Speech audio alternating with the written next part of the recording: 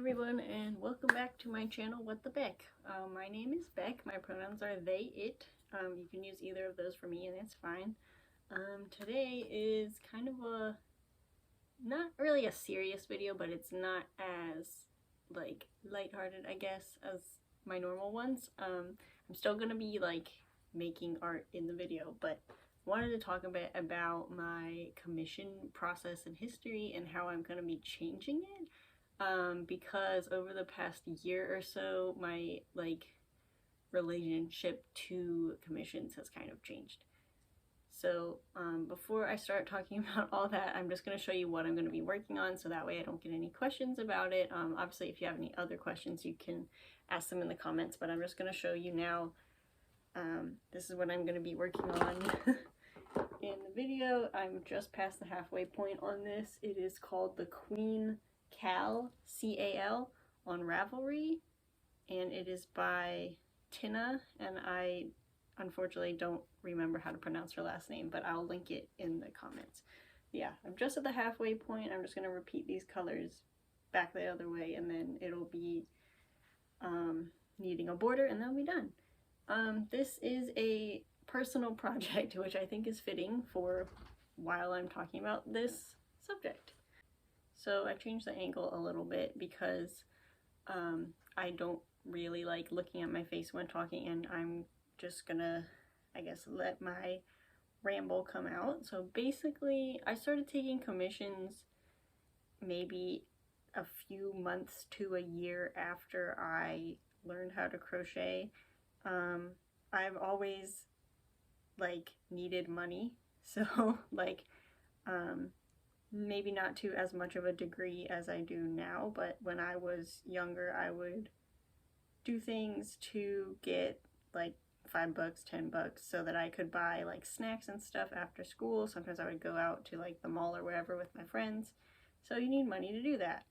And I was one of those people that was very creative, and people were like, you know, you can make a lot of money selling those.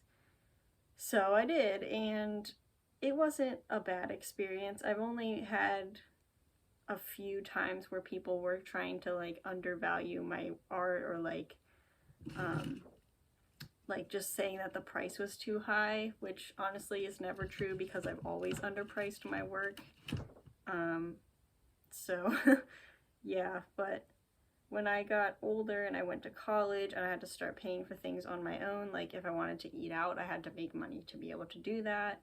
If I wanted to go out, I couldn't just ask my parents for money. So I was selling things like scarves and hats, which honestly people don't really buy from me. I know people have had success in the past selling crocheted hats and scarves and stuff, but it's just not something that ever really worked out for me, and I think it's because I really don't enjoy making them, and that kind of translates through the item. Like, I don't really make super cool hats because I'm just not too interested in hats in general. I like making scarves and stuff, and I use my scarves that I've made for myself way more than I use my like store-bought ones, if that makes sense. But yeah, so I was making things and I was selling them, and in college it was actually a decent way to make money. Obviously it wasn't a steady income because it never has been, and even though I've been crocheting for about 6 years now, like, it's never been something that's a reliable income. And that's part of why I'm changing my commission process, because I don't really want it to be a reliable income. I want it to be something where, like, if I make money from a commission or like selling something from my shop, I want to be able to do whatever with it. I don't want to rely on it for bills. That's something that in my mind I refer to it as like boring money. Like, I have an account to store boring money for, like, if I have to go to the doctor or if I need to pay rent, then I'll use my boring money. And I don't think that crochet should be making that money for me, because it's something I do like every day. It's important to me and I enjoy it. And like, my my therapist has said this, and lots of people have said this to me too, where it's like, isn't making something for yourself always a lot more fun or like fulfilling than making something as an order. And yeah, that's literally true. There's no way of getting around that. There can be some projects that like I'll be excited about and I have fun making them, but it's nothing compared to like when you have an idea and you start just like executing on it, and then you made it and then you get to post it and people get excited. But then of course when that happens, people ask you if you'll take custom commissions for those or if you'll do it again, which like I don't blame them. I think that's actually something I might continue doing with my commissions, is something where like if I've already made it, I can reproduce it and I won't have like as many challenges with it because I know what it's going to be like. But yeah, people will just ask for the same thing. And I think part of that is because I've marketed myself as like I can make anything, which is kind of true, but it's also kind of not true. So for example, I have a friend who ordered something from me. It was like the most customist thing you could possibly think of. It was from a video game, and it was like one of the supporting characters of the game that was a stuffed animal that was stitched together out of a bunch of other stuffed animals, which sounds cool. And it was one of those things where I was like, once this is done, it's gonna look so cool, and I know that a lot of people would really like it. But then the problem was that I was expecting really highly of myself. Like I really wanted it to be perfect. And the customer, who is one of my friends, also wanted it to be very specific, very like a certain way. She wanted it to be like as accurate as possible. But it came down to it where there was only 2 like actual reference images, like still images that I could check, and we were both interpreting them a little bit differently. And after a really long time of her saying like, okay, you can do it after your other commissions, I just decided to refund her because I didn't enjoy the project. And I don't know that I ever actually did enjoy that project because like I thought it would turn out cool, but it wasn't going to be fun. Like I never had fun making it, and I kind of dreaded picking it back up. And it was one of those things where I put it on my schedule to work on it, and then something else came up and I worked on the other thing instead. So yeah, anything that's super complicated like that, I feel like I'm definitely not going to do commissions for, and I think that includes really complex Fursona plushies. I still really enjoy making the chibi Fursona plushies, but like when they get too complicated, and this isn't like to diss on people's Fursonas because complicated designs are freaking cool. Pop Rock is complicated. I have other characters that have complicated designs and they look good and they're cool, but like when it comes down to it, there's only so much that I can do on a small plush without going crazy. And on a large plush, it's even more difficult because sometimes I haven't used the pattern before and I have to like learn the pattern. And like I don't have a problem following the instructions of the pattern, but when you're adding markings within the fabric of something that's crocheted, it takes a lot of like planning and brain power and like making sure it all lines up and everything. So I think those are just a bit too complicated for what I want to do at the moment. Obviously anything can change. I might start taking those kind of commissions again, and those commissions are a good way to get like a chunk of money now that I'm pricing them closer to what they're worth. But yeah, I just don't think I'll be able to do those and like have fun with it.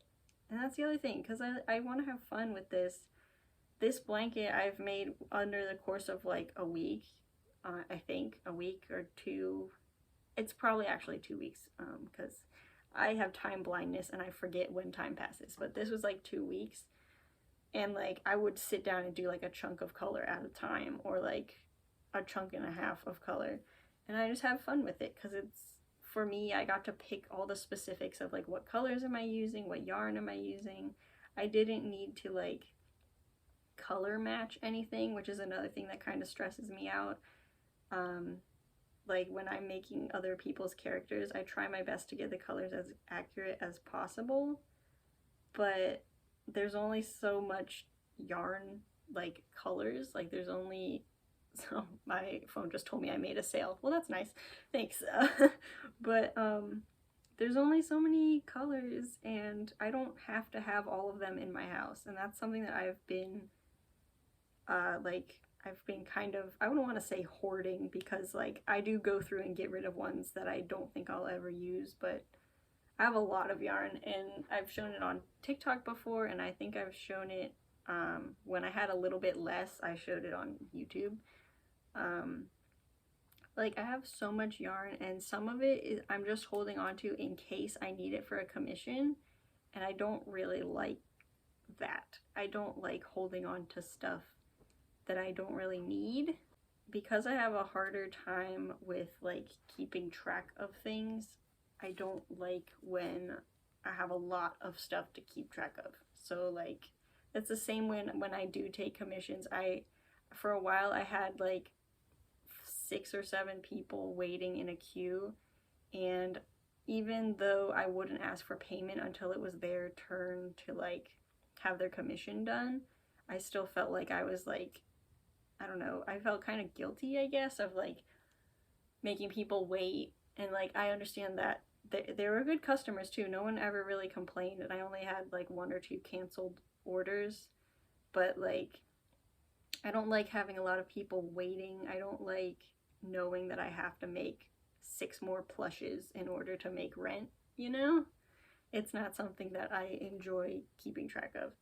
So I want to like go through and look at my yarn, and like obviously there's some colors that are less common than others that I'll still keep because I know I can make something with it. But if I find one that's just like an uninspiring color, which to me is usually like a dull like cornflower blue or like cornmeal, they're not meant to all have corn in the name, but those are 2 that I know that I have that I was keeping just in case. And I'm like, I in my own like creative mind wouldn't really use that, so I might as well donate it and give it to someone else.